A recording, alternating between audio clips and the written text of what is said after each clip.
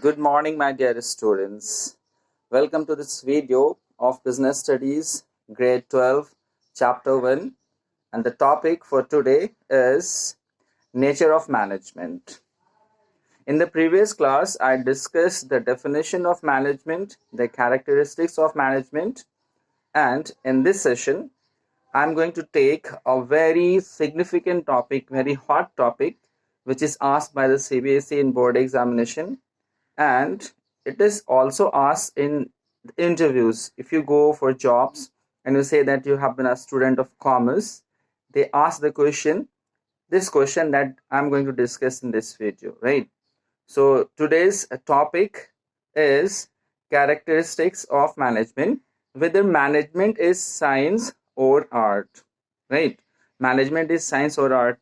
As you know, management is relatively a new subject as compared to science, as compared to traditional art subjects. So management should be taken as a science, it should be categorized as science, or it should be categorized as an art. This is a common question and you should take it for granted. In examination, this question is commonly asked. Before discussing this topic, I would like to ask a certain question related to like what is art and what is science. Okay, when we talk about art, what are the words that picture in your mind? For example, if I say singing, right? What is this singing? Singing is science or art? What do you think? Definitely, if you ask anybody and if you ask yourself also, you can say that singing, swimming, painting is an example of art. So art is something that is based on practice, that is based on creativity, right? For example, you are a learner in singing. You are not an expert, but you want to learn how to sing. Okay. Now you have started taking training for how to become a good singer. Okay. From your guru, from your master of the music, you are learning the ABCs of music. Okay. Initially, you might not be singing very well. Okay, but as you practice, as you go in depth of the field of music, gradually you may emerge as a good singer. So if a person is doing the same thing repeatedly and gradually there is some improvement in the quality of work, that is called an art. Okay, so gradually you can become a good singer, you can become a good swimmer, you can become a good cook. These are the examples of art, right? And as far as science is concerned, generally if some students say that he's studying science, what subjects picture in your mind? You must be thinking that he is studying mathematics, he might be studying physics, he might be studying geography and something like that. Okay, so science means what? Science means where there is a cause and effect relationship. Okay, if you study science in school, there are certain common questions which are asked in your textbook, like how does rain take place, why dogs bark, how do you form water, the structure of a molecule, chemical reactions. There is a fixed way in which we can define science. But in an art, there is no fixed way. How can we define a particular field of an art? Okay. Now, in order to put a detailed emphasis on whether to classify management as science or art, we will take certain points with reference to your syllabus. Okay. Now, first of all, I will ask everybody to put down certain important points. At first, we will take the characteristics of an art. If you have a notebook in your hand, please make certain points. First, you will write characteristic of art. Characteristic of art. Okay. In characteristic of art, we will take the first point. What is the first point is? First point is existence of theoretical knowledge. Existence of theoretical knowledge. This is the first point in an art. If you study any subject of art, for example, if you want to learn painting, if you want to learn music, if you want to learn psychology, right? So there are various textbooks available. There have been many scholars who have given their theories. They have got research papers, okay? And if you want to learn that field of art, that theory can be utilized to gain knowledge and to become master in that particular field. Okay, so art means existence of theoretical knowledge. Is the point number one clear? First point is existence of theoretical knowledge, right? Now, if you see, if you compare this point, existence of theoretical knowledge in management, whether theoretical knowledge is present in the field of management or not. So the answer is yes. Answer is yes. If you are a student of management, you can find a number of books, an array of good books where the principles of management have been clearly laid down there. You can study F.W. Taylor, you can study Henry Fayol, you can study Kuntz, you can study P.F. Drucker, what they have said and why they have said. Okay, so as far as first point of existence of theoretical knowledge is concerned, it is found in an art and it is also found in the field of management. So from the first point, we can say that management is an art because it satisfies the criteria of existence of theoretical knowledge. Hope you have written this point. First point of art was existence of theoretical knowledge. Okay, I will ask you a question. In the field of management, existence of theoretical knowledge is present or not? You will say yes. In management also, existence of theoretical knowledge is present, right? Now, coming to the second point of art, characteristic of art is personalized application. Okay, I hope you are writing. Second point is personalized application. Now, what is the meaning of personalized application? For example, if there are two students who are making the same painting, given a task given by the teacher, okay, so two students are making the same painting, okay, do you think that both paintings will be same, their quality will be same, their impression will be same? No, it's not possible. Just imagine two students making a picture of a bicycle. Okay, do you think that the quality and the impression of both pictures will be same?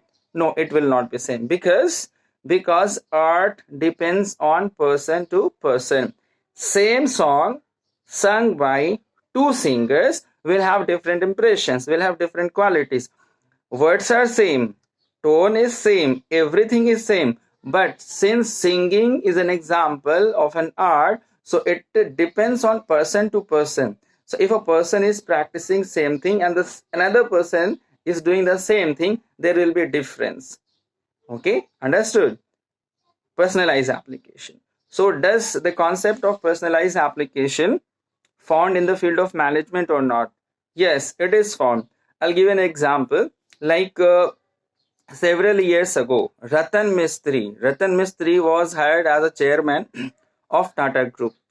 If you remember when Tata launched Tata Nano, so Cyrus Mistry, the way he was running the company after the retirement of Ratan Tata, it was not satisfactory. As you have seen that today, Tata Nano is not existing in the market because of some technical failures, because of some marketing failures and all, right? So what happened that the same company which was being run by one person, one manager, was being run successfully, but then the second manager comes, Cyrus Mistry comes, with the same resources, with the same capital, with the same brand value, he is not able to generate the same kind of profit, same result. That means there are two persons, two managers, but their application is different. Okay. Now again you see that Ratan Tata again took over the charge from Cyrus Mistry because management depends on person to person.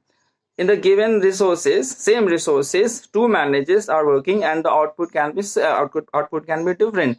So personalized application means every manager will utilize the resources according to his own knowledge and skill, and output will also vary from person to person. Understood? Now this was second point, personalized application. Now we are going to take the third point in the characteristics of art, is based on practice and creativity.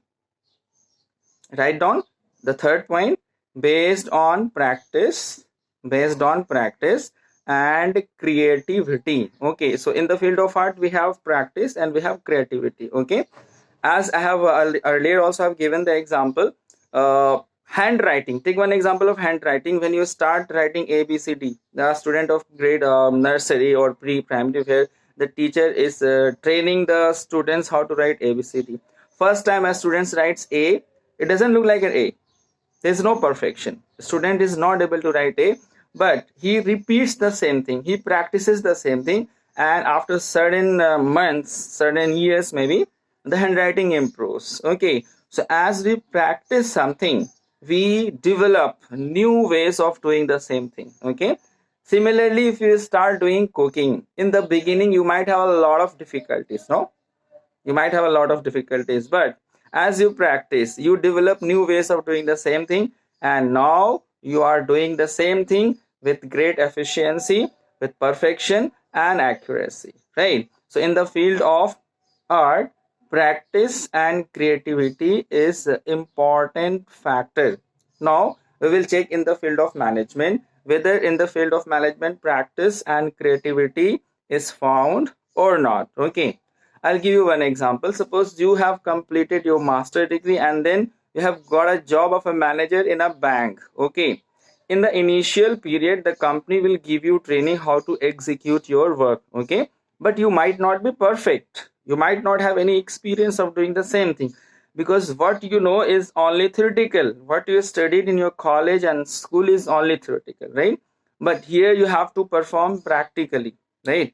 Doing something practically is quite different from what you find in your book. Okay, understood? So in the field of management, practice and creativity is very important. So I have discussed three important points of an art. First is existence of theoretical knowledge. Second is personalized application. Third is based on practice and creativity. Now we can see that all these 3 points are present in the field of management as well.